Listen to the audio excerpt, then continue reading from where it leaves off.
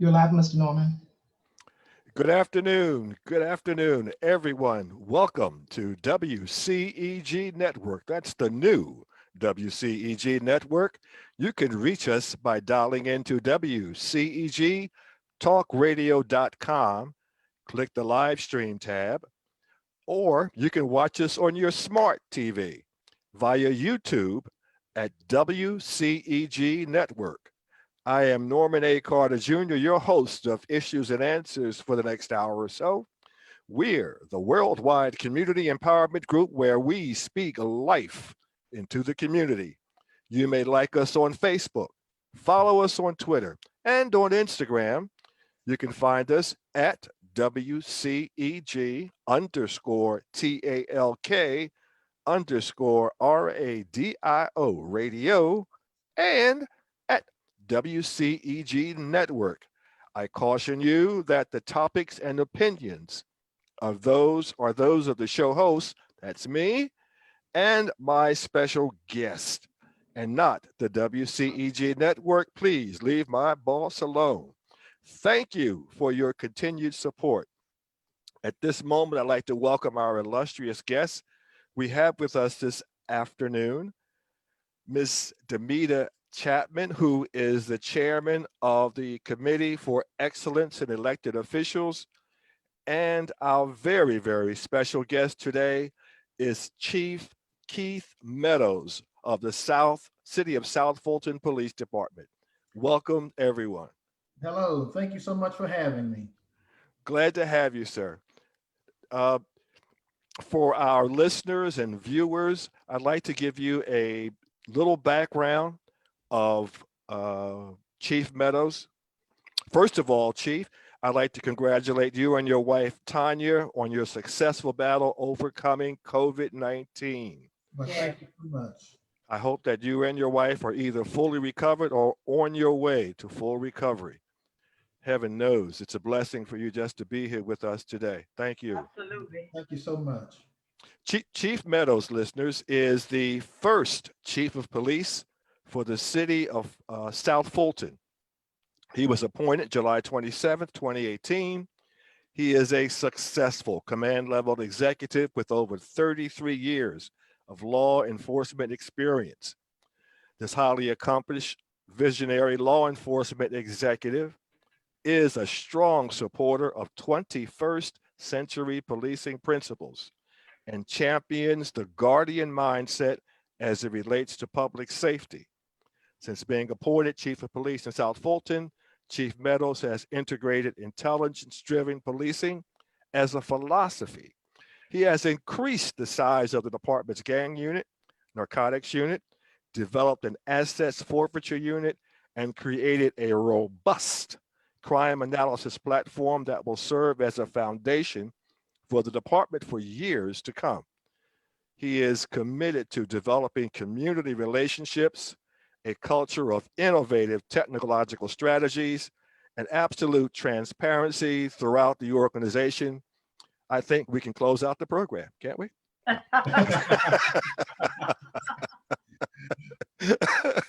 By the way, my mother wrote that bio. So.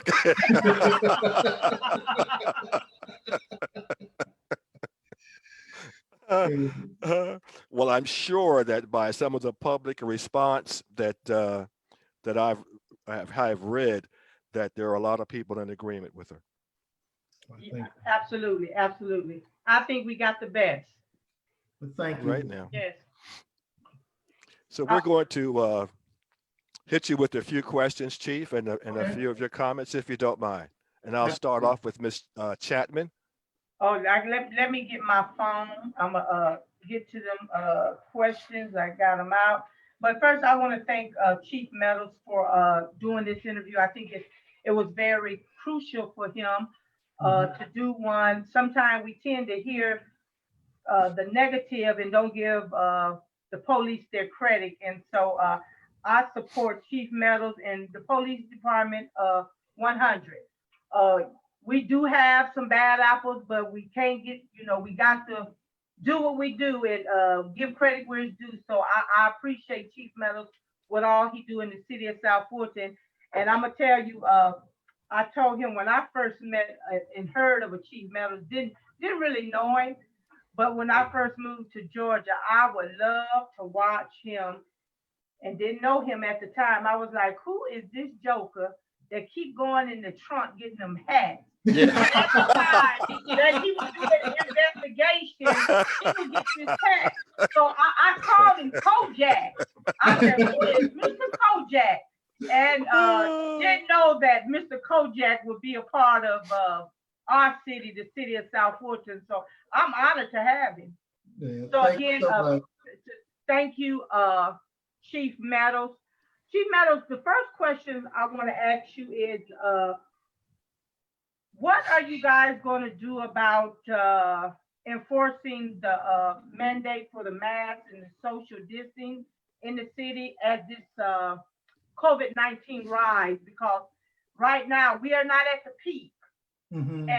And I've heard people say about the different clubs on the Old National. So what are you guys doing about that? So, that one's a little tricky, Ms. Chapman. And the reason that I say that is because we don't have a national strategy as it relates to the COVID crisis.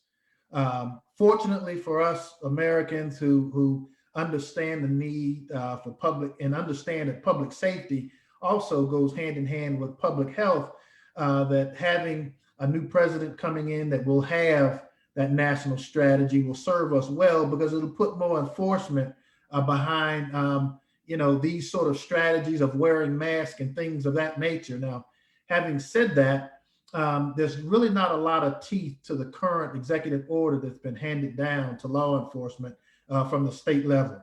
And so what we're doing right now is really trying to take this opportunity to educate our citizens around the COVID pandemic. We've just done a public service announcement to that end and talk about the need to wear masks. But as we move forward, we want to make sure that we're stressing that to our people, and at the same time trying to put some strong legislation behind it. In fact, I think we have one coming up on the agenda tomorrow, talking about the social distancing in these clubs and what that process will look like. And so we want to make sure that if we have the opportunity to levy criminal penalties against people for not wearing masks and not social distancing, that we have the appropriate ordinances and the state laws in place to make sure we're not violating anybody's rights, because that comes first, obviously. Yeah. But we also want to make sure that we're doing our due diligence with respect to education and helping to educate our citizens around the issue of the COVID crisis, and ways that we can help them better protect themselves. Okay. And another question that came in to me about these dirt bikes and four-wheelers. Although I know that sometimes you can't catch them, but what are you guys doing with that? Because right now, and correct me if I'm wrong, if one hit my car right now, you don't even have the license plate or anything to go after that. So basically, that's just gonna be on me. Is that correct? Right. And see, to your point, those ATVs aren't street legal. And last month, since we started our initiative, we've impounded 11 of those dirt bikes and we've seized them because people have been operating them on city streets. One of the things that I found to be most helpful are drones. Around 2 months ago, we went out and we purchased 3 drones within the city of South Fulton. So when these ATVs take off on us, instead of chasing them, we're putting those drones up in the air in an effort to try to keep track of their locations until they stop. They have to stop sometime to get gas. And so that's been one of our strategies. And I like that. That's one of the strategies that's helped us to impound the 11. Now, having said that, we've seen a couple of hundred ATVs throughout the city of South Fulton. And, I've heard arguments about people wanting to put ATV parks in the city for these young people to go ride the ATVs. But Damita, after I say that, Damita, nobody wants that park near their home or their community. Absolutely. So, there has to be some give and take there. And we have to be able to understand that, yes, we want our children to have fun, but we're the adults, right? Absolutely. And being the adults, we have to set some sort of standards within our community. And that doesn't mean popping wheelies down South Fulton Parkway at 100 miles an hour and putting other folks' lives in danger. And so people have made it very clear to us they don't want us chasing them, because the minute we chase the ATVs and somebody gets hurt or killed, the first question is asked, was it worth it? But yeah. Well, so we're trying to find other strategies and other ways to make an impact around the ATVs. We feel like the drones are a first step.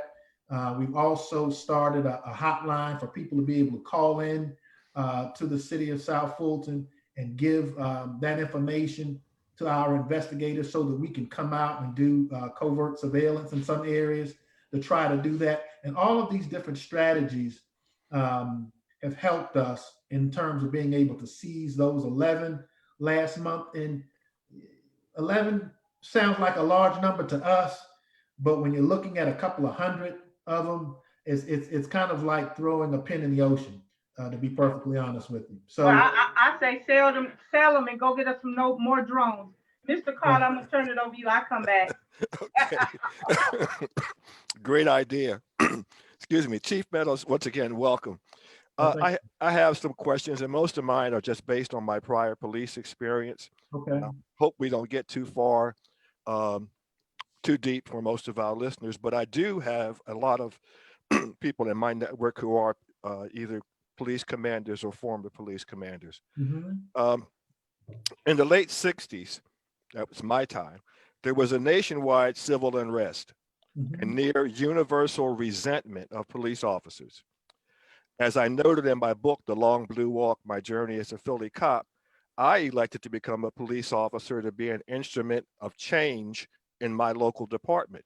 Mm-hmm. How difficult has it been for you to recruit minority candidates for your department during these current times of civil unrest and near universal resentment of police officers? Well, we're a city that's predominantly African American. And so the recruitment of candidates has not been that difficult. We have about 700 applications of people actually wanting to come work in the city of South Fulton. Now, certainly we want to get the very best of those. We're not willing to accept just anybody to put a body in a uniform, because it takes a very special police officer to do what we're expecting to do, and that's to build and leverage a network of relationships throughout the city of South Fulton. And so we expect to have people of high character, people with high communication skills, because it takes, like I said, we know that police officers police differently when we have relationships in the community. If you don't have those relationships, then there's always that distance between law enforcement and the community, and that's not something that we're looking to build here. In order to leverage those relationships, you have to know the people. You have to know what their frustrations are, both professionally and socially. And so that takes dialogue and people that's willing to sit down and have really difficult conversations. I mean, none of these conversations can be easy today because of what we're confronted with in contemporary American society right now. We have to be prepared to have difficult conversations, and it's going to take people with thoughtful ideas behind those conversations. Thank you. And this sort of flows into my next question. Additional funding for in-service and academy training, Mm-hmm. I believe, are essential. Are you able to obtain sufficient funding for essential training or retraining and such things as de-escalation techniques and Mm-hmm. racial sensitivity? Well, so funding has not been an issue for us so far. And let me tell you why. When I left, I retired from the city of Atlanta, came over to College Park, and I brought my assets and forfeiture unit with me. I had a young lady in Atlanta. She seized over $2 million in drug assets for me while we were there. Just in the short 2 years that we've been here, she seized 3.3 million. Wow. Well, Wow. you know, like I do from your time in law enforcement, all of those monies can be used to train our police officers. And that was one of the reasons I wanted to bring her over here with me, because I understand having a very new police department. And then when we did an assessment, one of the first things I did when I came in, I asked everyone for their resumes. And the first thing that flew around the police department, oh, the chief wants us to reapply for our jobs. No, what I wanted to do was see where our gaps in our capacity and our talent was. I like that. So that we could start training to those deficiencies. And so now we have people taking leadership training. We're sending people to Toastmasters. We have a command college. We have 2 people down working on their master's degrees at Columbus State University, where they're going through their leadership academy down there. And when they finish, they'll finish with their master's degrees. Well, drug funds are paying for all of that, right? Wow. So we literally just seized the Bentley long ago, and we're gonna put courtesy of your neighborhood drug dealer on the side of it. We're gonna wrap it in pink because we want to do it for breast cancer awareness, and we're gonna use it in parades and things of that nature. Those are the sort of things that that we're doing. We're not just taking money for the sake of, but we want to make sure that we're building this police department with a very strong foundation, and certainly training has a lot to do with that. I think that's a program that needs to be broadcast nationally. Absolutely. That's the kind of news that we need to hear. That's good news. I'm going to do my part. That's for darn sure. Right. We have something out here in Gwinnett County, and I don't call the name of it exactly, but it's more or less a citizens academy which familiarizes community members about police training and citizens and police responsibilities in law enforcement. Is there anything like that in the Metro Atlanta or South Fulton area? So because we're such a new city, what we've decided to do was partner with our other departments. And so there will be a City of South Fulton Academy to start out, which you'll have CDRA, which is the community development. You'll have public works, you have police, you'll have fire, you'll have economic development. All of us will be coming together to talk about the services that we offer. We'll talk about our policies and procedures and things that we do internally, and actually solicit feedback from our citizens that are going through these academies, because as you know, what's happening nationally is that police policies are being built absent of community input. And so as we move forward, one of the things we have to do is to really find out from our citizens how they want to be policed. And what I mean by that, it's not whether or not we put police officers in this area or that area, or whether or not we make arrests around this issue or that issue, but what values they want to see and what values they hold most sacred in the police department. And then we start to build our policies and our strategies around those values. That is what my definition of community policing is. People always ask me, well, what's your definition of community policing? You're going to solve problems in cooperation with the community, but you also have to be prepared to build a police department organically to find out what those systems of values are and how you could put police resources around them. I think that's very important. In fact, I note that in my book, but I do find like resistance in the community to do that. Right. The object of it all is that once we begin to talk to each other civilly, we begin to solve problems quickly. In fact, solve some problems before they even arise. It's funny, but a lot of people don't know, and a lot of law enforcement leaders are hesitant to talk about policies, but 90% of the police departments throughout this country, it's their policy to handcuff people after you shoot them. And that's to show, signs of arrest. And so what happens is, you'll go through that process, and police officers will follow what their policies tell them to do. And then you'll have a bunch of citizens that'll say, oh, they shot that man while he was handcuffed. I saw him. Right. Well, that's because we don't do a good enough job of explaining our policies and our procedures and things of that nature. We have to do a much better job of that in law enforcement as we move forward. Let me ask you right quick, Chief, you just said something. Had you guys thought about putting out a policy once a month in your newsletter in the city of South Fulton?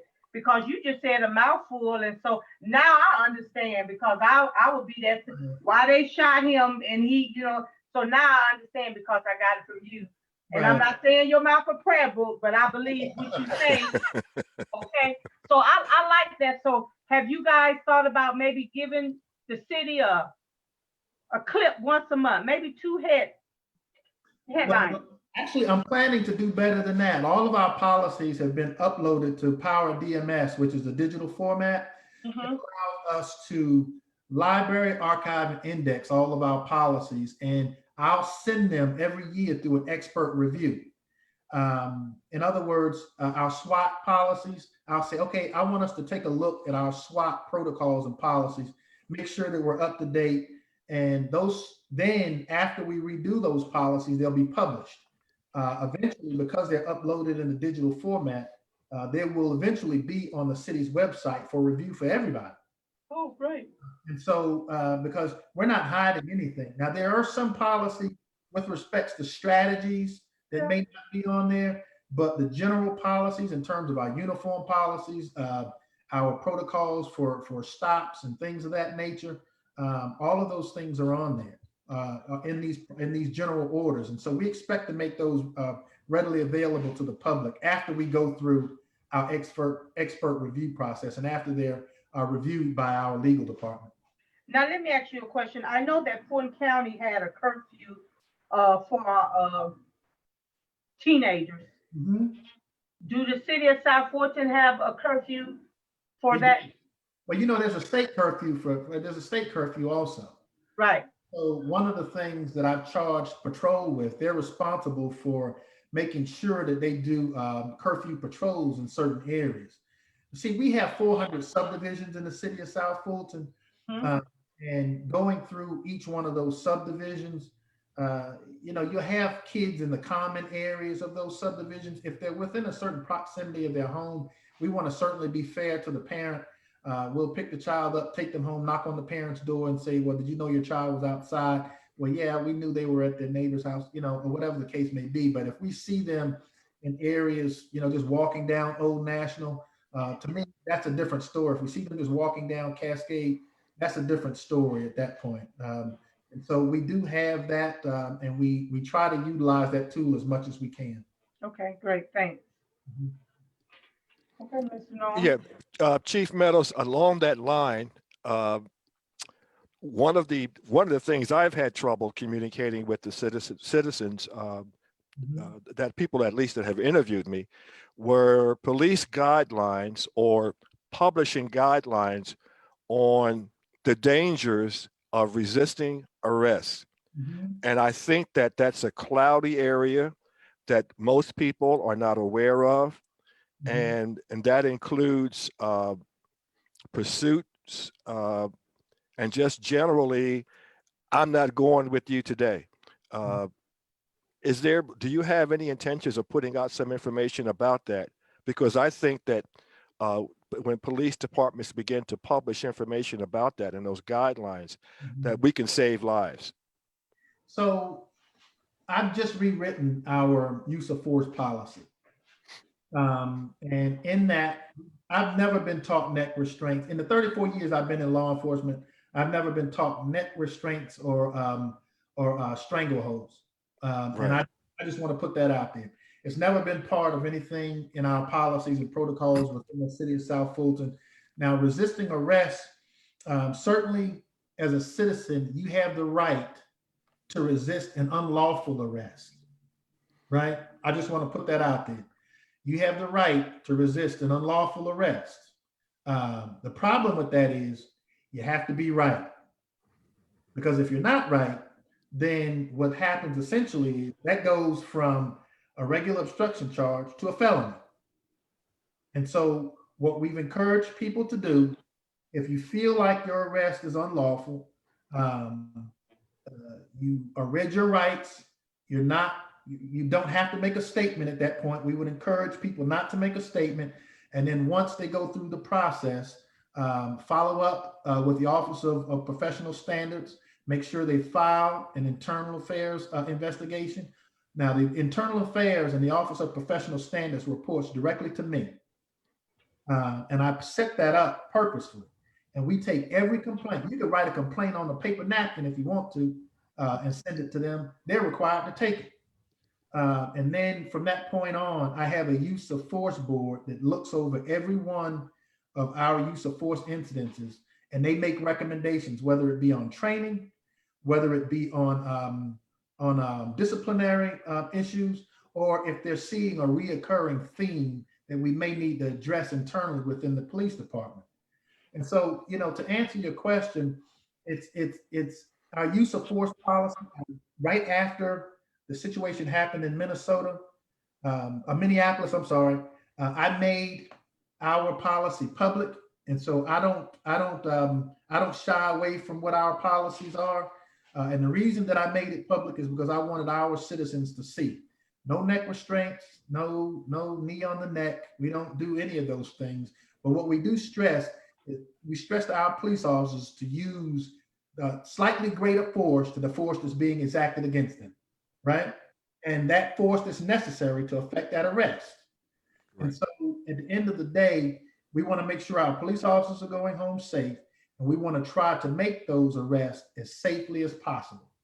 And so the nature of policing dictates that something's going to happen, right? I mean, that's just the nature of policing.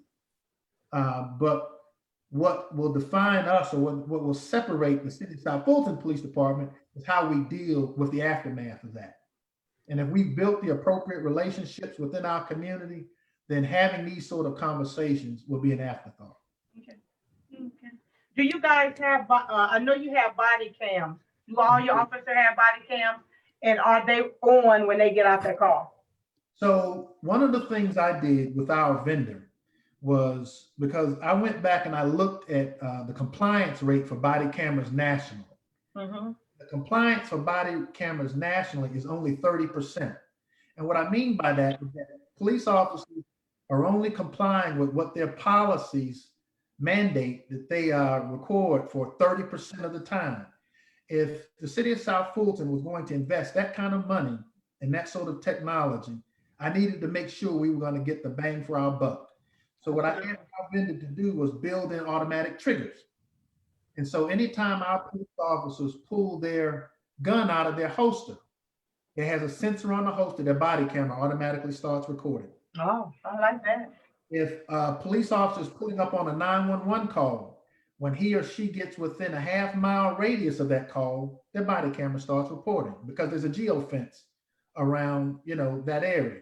Mm-hmm. So if a police officer is out on a call and shots are fired, the body camera starts recording.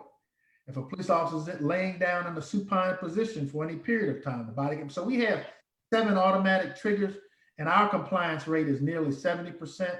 We have, and that's one of the highest that I've seen nationally. And see, we want to keep doing things to try to help build on that, because what happens is when you don't record those incidences, it erodes the confidence in your police department, right?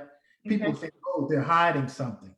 And it's been as simple as the police officer was sitting in his car, somebody ran up to the side of the car and said, help, this person is getting robbed. He jumps out, he or she jumps out, pursues the individual, and forgets to turn on their body camera. Okay. And like I do, anything can happen during that time, right? I understand incidences like that because I'm not that far removed from being a beat officer. Someone runs up to your car and there's an emergency right then, you respond to it. Listen, a body camera is the last thing you're thinking about in those circumstances. And so I have to weigh those sort of circumstances with, other scenarios when we talk about disciplining our people, because I don't want to be unfair with them either. But at the same time, I want to make sure that we're stressing the use of this technology. It is good. It's good for you to say that, because I had someone to send me a text and said that the South Fulton police came to their home in the middle of the night, banging on the door. They were sound asleep, and said that it was a domestic violence there. And they were startled, and they were saying how the police officers reacted. Mm-hmm. And they had a big concern because it could have turned into a Breonna Taylor situation. Right. So I'm glad you said that, but we'll go offline and talk about that. Yes, thanks. You cleared that up. Appreciate you. Okay, Mr. Carter. Yeah, your question brought up a question that I hadn't thought about, but it's part of the 21st century policing. And there's something called spoofing. Are you where people are able to call the police and make false calls Oh yeah, and mass numbers? Uh, yeah. do we have a way of dealing with that in South Fulton? We do not right now. There is a state law that prohibits people from misusing the E911 system, and we certainly could charge people with that. I think, with the historically, those sort of prosecutions have been easy because then everybody had landlines, and now everybody has cell phones. Right. So, you have burner cell phones out there, cell phones that prepaid cell phones and things of that nature. And sometimes people will make E911 calls in one area just to get you out of another area. Sure. You know, Yes. Yes. we do those sort of things also. And so we just want to make sure that, we're doing our investigations with respects to the spoofing piece that you talked about, but also understand some of the criminal element that we're dealing with. I could go back to something that I guess I will quote your own words. As a newly appointed police chief, I will concentrate on efforts on the 21st century policing model. By studying and applying the recommendations of the task force, it is my hope that we are preparing South Fulton officers to build trust, legitimacy, and confidence in the future of law enforcement. So, sir, I would like to know, is this a mission accomplished or is it a work in progress? You know what? Any police chief that sits here and tells you that's a mission accomplished, they lying. I don't know what they're doing. Just like Ms. Chapman just mentioned, if we had police officers banging on the door in the middle of the night, frightening citizens, then those sort of things tell me that we still have some work to do with respects to customer service.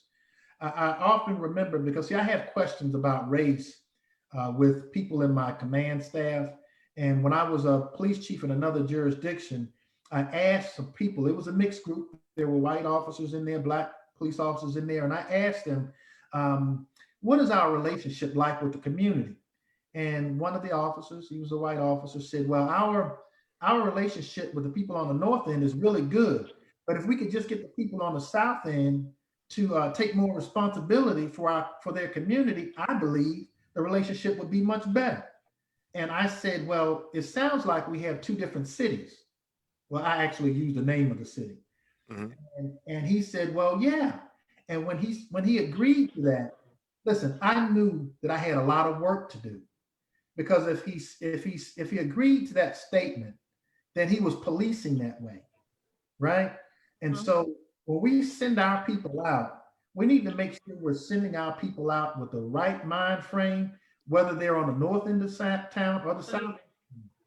And so if people are policing differently, then that tells me that we don't have the right relationships throughout the city. And so when I say we're going to build and leverage a network of relationships throughout the city, that has to be real. It can't just be talk, right? Absolutely. And I remember the time, Chief, back in when we were under Fulton County from 2005, right before we became a city. I can honestly say that I think I had a great relationship with the officers, and they policed the community. We did the truant police for the kids. Polices were visible.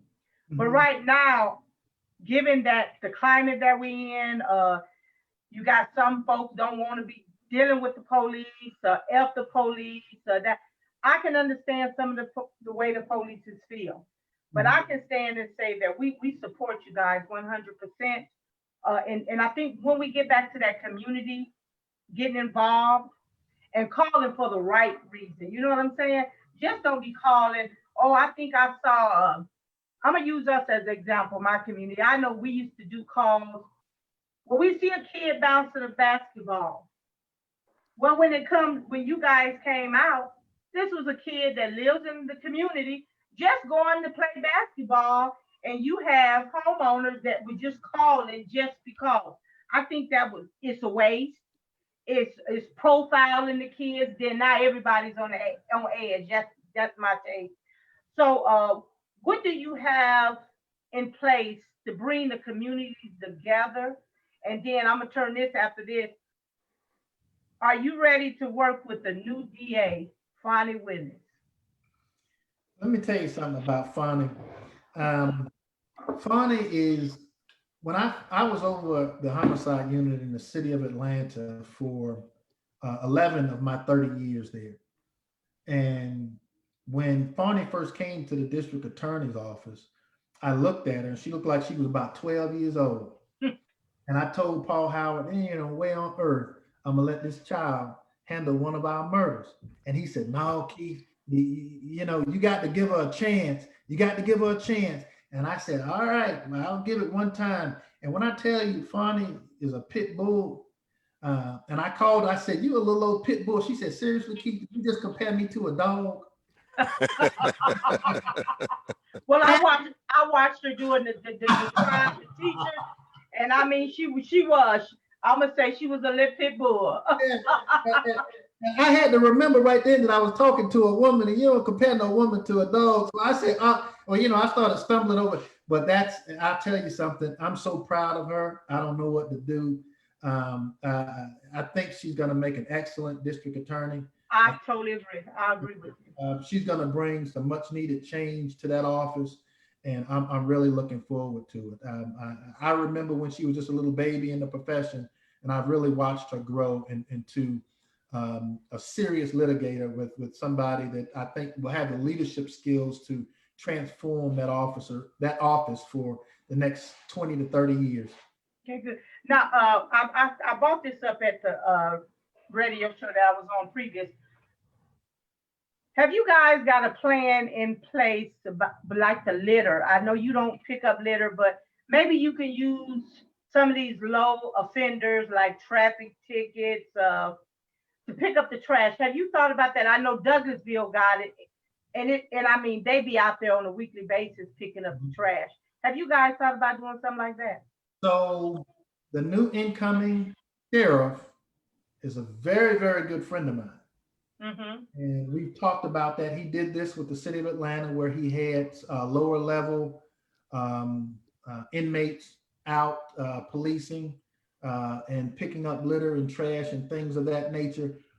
We've talked about ways that we expect to partner together. Sheriff Labatt and myself. I suspect that that's going to be part of it, you know, as we move forward. I'm trying not to overwhelm him because he hadn't taken office yet. I don't even think legally he can discuss the sheriff's office until the 15th of this month. But, you know, at the end of the day, I want to make sure that we're leveraging that partnership with his office in such a way that's going to benefit the citizens of South Fulton. And I fully expect that will be one of the initiatives as we move forward. Another pit bull, huh? Listen, I'm so excited for both of them because I think between the two of them, you know, I know that Sheriff Labatt is talking about sending deputies out to assist with patrols in some areas. He's already committed to swearing in some of our South Fulton police officers so that we can go into those challenging areas around our borders so that we don't have to wait for other jurisdictions to come in. We can just tackle a problem and move on. Oh, good. So I'm really excited about that. Mr. Carter, let me get this one in. This was a question that somebody said, if Fulton Industrial comes into the city, will it be a smooth transition? That's what's the one question. And then is it possible that the city will contract and provide police service to Fulton Industrial, or the county close its unit down and then the chief will retire? What you think? I think it would be an extremely smooth transition. I think what it would require is for us to ramp up, you know, our resources a little more. But I'm certain that we could accommodate it right now. One of the things I did was I came in and doubled the size of our narcotics unit and our gang unit. Well, part of that is our vice unit also. And as you know, there's a huge problem with idling and loitering and prostitution and human trafficking along that corridor. Yeah. But what I challenged our people to do is to start gathering intelligence, because certainly because it's along our borders, we don't want to wait until some sort of violent crime or things of that nature spill over into the city of South Fulton, and then we don't have a starting point. And so we have already started gathering intelligence along the corridor. We want to make sure that when it does happen, because I firmly believe it's going to have to happen at some time, and the city of South Fulton is the most logical partner for that. Yeah. I'm making all of my plans are geared towards the acquisition of that corridor. I'd much rather be prepared for it than not, and so we're making sure that that we're getting ourselves ready for that in the event that it does come into the city. Right now, that hotel where the McDonald's right at 20, Right. was that hotel shut down? You said, will it shut down? Is it shut down? The one?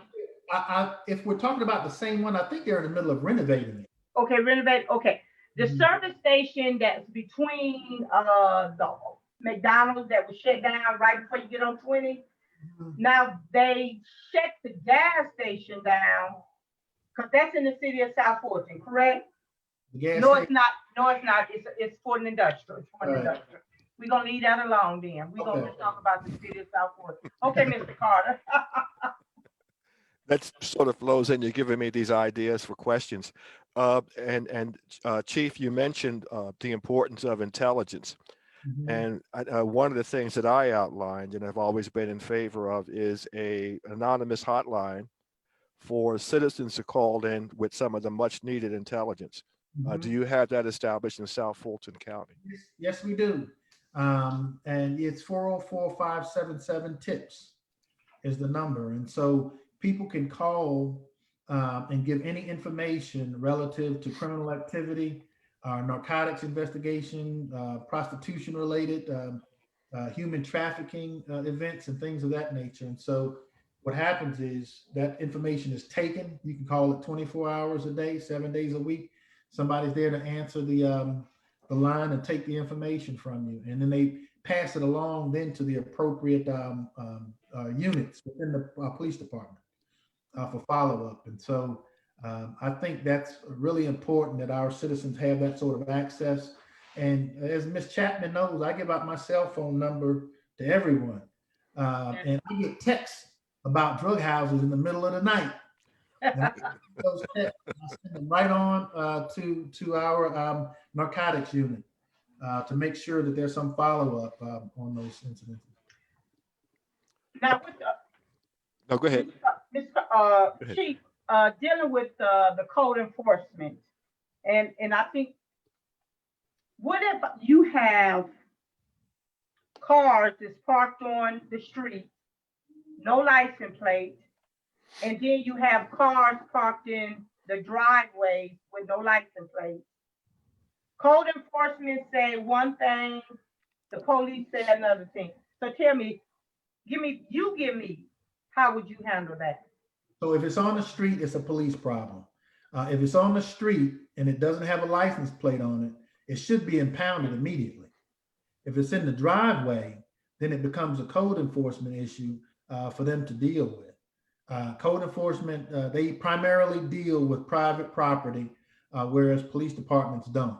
If police come on private property, we typically have to seize something.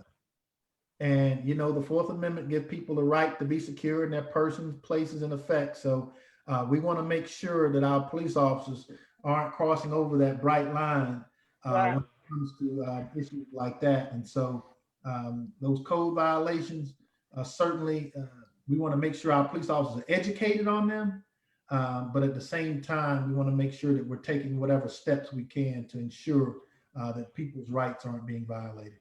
Okay, so just say, for instance, Ms. Chapman know that the code enforcement is closed at 5 o'clock. So after 5 o'clock, I'm just gonna do my code violation. I'm gonna bring my 18-wheeler and park it on the street or in my driveway. Or even my big work truck. What do I do? You're walking on the street, my police officers don't impound it, then me and that officer has a problem. And so my expectation is that if it's on the street, that they deal with it.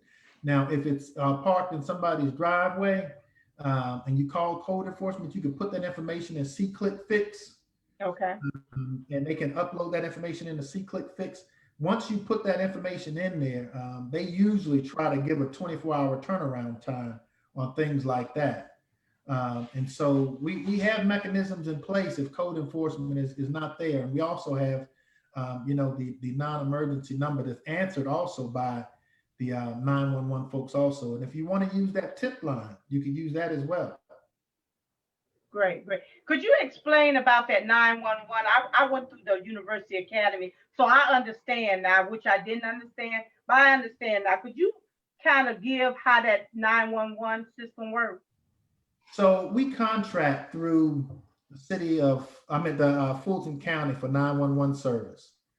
So you call 911, and they service also the city of South Fulton, the Fulton County Sheriffs, I believe Palmetto and Chattahoochee Hills. They service several different police departments. You're correct. So once you call, that information goes to a call taker. The call taker gets the information. Now, if it's an emergency, what happens is they'll send that call directly to the dispatcher if it's an emergency while they continue to take information. See, a lot of times people think, well, you just asking me all these questions, just get somebody here. Well, you're not talking to the person that's actually dispatching the call. You're talking to a call taker who's getting all of the information. And as they get that information, they're relaying it to the dispatcher. So you was on my call when I said that. What's that? You was on that call when I said that. No, I wasn't. But people engaged in that one call. And so that one person is the one person that's the dispatcher. That's the only person that's giving out that call. That other person has to relay that, because if you send a police officer out to an emergency situation without having adequate intelligence, you might be sending them into an adverse situation. And so what the call taker is responsible for is keeping you calm, and you have a sense of urgency in your voice. And when they don't, you feel like your concerns aren't being heard. Absolutely. There's somebody on the other end of that call that understands what you're going through, but that's typically the way it works. Right. Yeah. Okay, Mr. Carter. I have really about 3 questions. Number one, what is the starting salary for police officers in South Fulton? So for sworn police officers, it's $52,000 a year, which is the highest in the region. I think the city of Atlanta does 48,000. I'm pretty sure Sandy Springs might be, I think it's 51,000. We were very fortunate in that our mayor and council allowed us to be competitive in that regard. And because we are competitive, we have the right to be choosy with the people that are coming in. And so when people see that salary, that's why we have 700 applications for people wanting to. And so, it far exceeds a lot of the salaries in the region. And for that, I've been grateful, because they made my job so much easier in terms of being able to get high quality people in the door. Well, looking at that salary, if we don't have an age restriction, I'll be right there. I know, right? Chief, do you have an interview panel, or are they done by just 1 or 2 people? No, we have an interview panel. We have people from all different parts of the police department. We've talked about also doing citizens coming in and being part of that. We have to look at the legal aspects of that, in terms of having, people outside of the organization in, but we've talked about doing that, and maybe even having ministers or people from the faith-based community. Okay. This is like a combined question, because I mentioned at the beginning that if it's up to me, and it will be up to me, this is going to go, interview will probably go nationally, if not internationally. And sir, there's a lot of conversation about police reform out there by people who have no idea what policing is about. Is there any advice that you would like to give to not only those people contemplating police reform, but to new police commanders and even people who are in the executive level of policing? You know, that's a great question. Um, because we see so much wrong in policing today, we automatically want to go and say that it's all about bad apples. It's not always bad apples. Sometimes it's a lack of leadership and a lack of forethought with what people are going through. When I look at the situations, we could even take Atlanta, for instance. Um, when you have protests like we had in the Atlanta area, I sent my police officers down to assist the city of Atlanta. I exposed them to that environment. I left them down there for 2 days, but I brought them out after 2 days and I allowed them to decompress. Because if you keep somebody in an environment where people are throwing bottles at you and throwing things at you for 3 and 4 days, your emotional intelligence starts to erode after a while. And so the decisions that you would make on day 3, 4, and 5 aren't the same decisions that you would make on day 1 and 2. So you have to take some ownership of exposing your people to that environment for that length of time and understanding that the emotional health of our police officers is the biggest threat to law enforcement today. I'll never forget this young kid. I had to fire him and it hurt me to my heart because he was a very good police officer. He'd gone to a domestic call. He was a white police officer and he'd gone to a domestic call and he had gotten into a struggle with he got there, the wife was all beat up. And then when he told the man he was going to jail, he got into a physical altercation with the male. He finally got the handcuffs on. And when he did that, the wife jumped on his back. It happens. He was still in the mind frame that he was fighting with a man. And so when I looked at his body camera video, I said, I can't keep this guy. Wow. I can't keep him on this police department. And so I instantly took that as a failure because it's my job to give these kids the tools that they need to be successful when they go out. And that's all that includes navigating situations emotionally. And so I started looking into it after I had to fire this kid. And so I'm trying to develop mindfulness resiliency-based training for our officers. I have people, I've gone to the Atlanta Mindfulness Institute to try to help them develop a curriculum for me for law enforcement. Because those sort of trainings right now don't exist nationally. And see, it's easy to say that that kid was a bad apple when he just didn't know where he was emotionally in that one instance, right? Thank you. So people can talk about that, but emotional intelligence is very real. We were taught to operate on the survival part of our brain 1% of the time. And that was during prehistoric times. It was just to survive. You killed your food, and you kept yourself sheltered from the elements. Mm-hmm. So now in our society, we equate being cut off in traffic with a threat to our survival. That's why we have road rage, right? And so if you could imagine that the average citizen is going through that, imagine what the police officer that's seeing these things day in and day out is going through and what that does to his or her emotional intelligence over that time period. We die prematurely from heart disease, diabetes, you name it, we got it. And so the average police officer only lives to collect their pension 4 to 5 years. Now, you're fortunate. Right. Yes, I know. But see, everybody's not so fortunate to live those long lives because of what we're exposed to. This is 34 years for me now. And so I've just learned over time to my family, my relationship with God, and then policing, right? Absolutely. That's my divine order, right? Mm-hmm. But no, it's God, then my family, then my relationship with that's my divine order, right? And so I need to make sure that I keep that intact and that I encourage other police officers to do that too, because every police officer doesn't have the same support system that I do. And I understand that. So we need to stress. I have some police officers, you see them around that precinct 24 hours a day, 7 days a week. That's all they want because, it's is excitement. There's always something going on. There's always something for them to do. Mm-hmm. I have to stress, listen, you have to go home and decompress. Be with your family, relax, get that blood pressure down a little bit, go exercise, take a little time for yourself. Those are the sort of things that we need to start encouraging our police officers to do and to take advantage of those opportunities.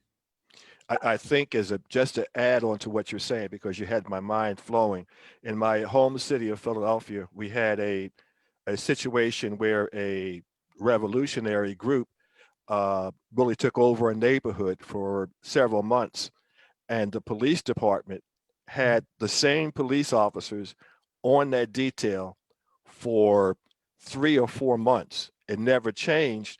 And as you have predicted, it wound up being a very, very bad outcome Right. for both the citizens and the police. So I think there's great value, Chief, in what you're saying, and thank you for that. We just had a question come in about, is there work in your department for retired police officers? Absolutely. Listen, I started out with 87 police officers. When I got Georgia Tech's study done on our beat realignment, they said that we needed somewhere in the neighborhood of 250. Wow. Right now, we're at 157 police officers and counting. As you could imagine, having a force that young, there's some challenges there, because with youth come mistakes. With youth comes people knocking on folks' door at 4 o'clock in the morning. And I tell this story to all new recruits coming in the door. Do I have enough time to tell this story? Yes, Sure, you do. absolutely. Okay. I love telling this story. So I got a domestic call over to this elderly gentleman's house, and when I got inside, the man and the woman, they were still fighting. They were 80 years old, and they were fighting. And he threw a punch at his wife, y'all. I swear it was moving so slow, I didn't know whether to laugh or to break it up. So when I finally got them separated, I told the man, I said, you need to go wait in the corner while I talk to your wife. And that 80-year-old man looked at me and he said, officer, you're not going to talk to me like that in my house. And being a 21, 22-year-old, I want to tell you what I said. I said, well, you couldn't handle your business in your house, so it's my house now. I've seen that. Hey, that old man looked down at that ground and he said, officer, I want to tell you something. I done worked for this house my whole life, and I done took care of that woman her whole life. I tell you what, I'll fight you for it. I knew right then that I had just painted myself into a corner. Mm-hmm. I'm fighting no 80-year-old man. Right. Sure, I would have young one giving a look in his face, right? So, I resolved that situation the best I could, and I didn't arrest anybody that night. But I went and sat in my car, and God spoke to me in that one instance. He said, Keith, that's not why I put you here. Mm. And so I went back maybe a day or 2 days later, and I apologized to that elderly gentleman. And I said, I don't know what was wrong with me that day. I said, but you gave me a lesson that I promise you I'll keep with me for the rest of my life. Mm. And he really did. And every decision that I make right now is formed from that. Mm. Making sure that my decisions are in accordance with, the way people want to see their community's police. Because he taught me that lesson. Mm. I'm 22 years old now. And I tell that story to every new recruit coming in the door. And so I just want to make sure that everybody has that mentality as we move forward as an organization, right? I hope I answered your question. Oh, yeah. That was powerful. I felt that. In closing, let me ask you this, Chief Meadows. What about the police officers? We had the incident over in Chattahoochee Hills where some of our police officers was on the news with this big old party in Chattahoochee Hills. So how do you handle situations like that? Because with me being the taxpayer, the first thing I thought, why is our police officers over there, I call moonlighting, making extra money when in Chattahoochee Hills, when I wouldn't want that over in the city of South Fulton. Right. And that's the one thing I talked to the officers about, and we had to discipline them behind that. I don't really want to get into particulars because those are our personnel decisions. So Right. we had to sit down and take a long look at our relationships with our surrounding jurisdictions. And I actually apologized to the mayor over there and to the police chief. And I told them that it was rectified. And one of the things that we did in response to that was that next week, when those parties occurred, we partnered with them to try to help them shut them down. I like that. I like that. And we were successful in doing that. Well, you know, the Bible say when you know better, you do better. Right. Yeah, that's what the Bible say. I'm gonna tell y'all, like Elgin Bell told me once before. He said, "Man, everybody always want more police officers, but if they want 2,000 police officers, that's just 2,000 ways to get me fired." You're always gonna have somebody to make that decision, and you just gonna have to spank them. And I tell you, like I told one of our citizens one time, she said, "Well, that ain't my job, it's your job." I said, "Listen, think of this police department like a baby. I need you to help me raise this baby, right? If you see something wrong, let me know. I'll spank them. You just got to let me know." Absolutely. So, that made that citizen laugh because she was a retired school teacher. Oh my. What I was talking about, I was able to paint that picture for her. And every time somebody get wrong, she pick up that phone and she called me. God bless her. I love her to death, but she pick up that phone and called me. Yeah. And I'm going to say, I want to thank our city of South Fulton Police. We have a great police officers, a team, I say. And I always say, when the leadership is right, the tail gonna be right. If that leadership wrong, ain't the tail gonna be wrong. So thank you for your leadership, Chief Meadows. I'm back to you, Mr. Carter. Yeah, I just like to say that prior to this program, I put an announcement out there, and I really wanted, most of my contacts are either in law enforcement or people actively involved in police reform or policing. And I let them know that this is a program that they needed to listen to, not just because it pertained to South Fulton, but many of the things that you've said to us could be taken in a nationwide picture. Right. And I thank you for that, Chief. Well, people ask me, and here recently, I've been asked a lot, do I believe that there's systemic racism in law enforcement? And you know, you don't have to go any further than to look at the way this country was founded. It was founded off the backs of slaves.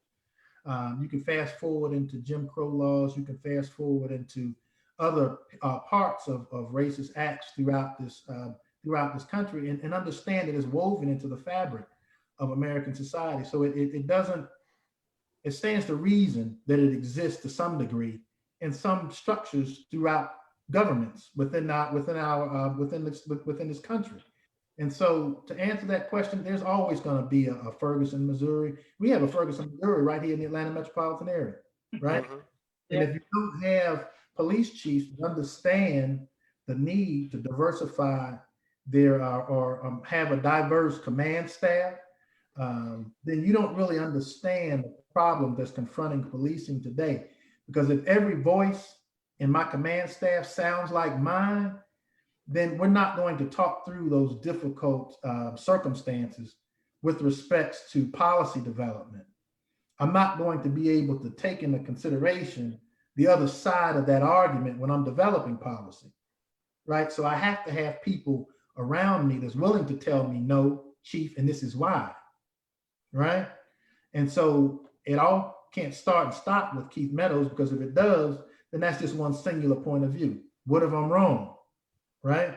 And so how does that impact the community, and how does it erode the confidence in this police department? And so it really has to be about, you know, a collaborative effort and making sure that everybody has a say. Well, thank you, Chief.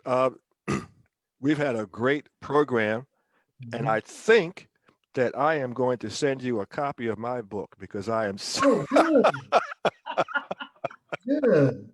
Look for it in the mail sometime later, either later this week or early next week. I really, I'm sure Ms. Chatman also really thank you for your time. Absolutely. And for your sharing information that that really brings clarity to the community about not only just policing, but about citizens' responsibility and as well as police accountability. Right. And I think those are things, as I said before, that are not just relevant locally, but definitely are of national importance. And we thank you for that. Well, thank you so much for having me again. Well, Mr. Carter, I'm gonna tell you what I'm gonna do. You go on and send me and the chief a signed autograph, and you send me the price of the book, and I'm gonna pay for the book. That's how we gonna do it. It's coming at you, Miss Chapman. Excuse me. I'll be in the mail tomorrow morning. I guarantee you. Thank you. Thank you all. Thank you, Chief Meadows. Keep doing Thank you so much. All right. And we'd like to thank all of you for listening to WCEG Network. As we always say to you, we speak life into the community. And if you haven't heard about life today, please rewind your program and listen to it again, because this was a tremendously awesome program about a topic that is relevant nationwide. It's of a nationwide concern. And we've had one of the best speaking to us on WCEG. And I thank you all for listening, and we'll see you next time around. Our program reminder is available on YouTube. Just dial in WCEG Network and you can listen to us on YouTube. Thank you. Thank you. Thank you.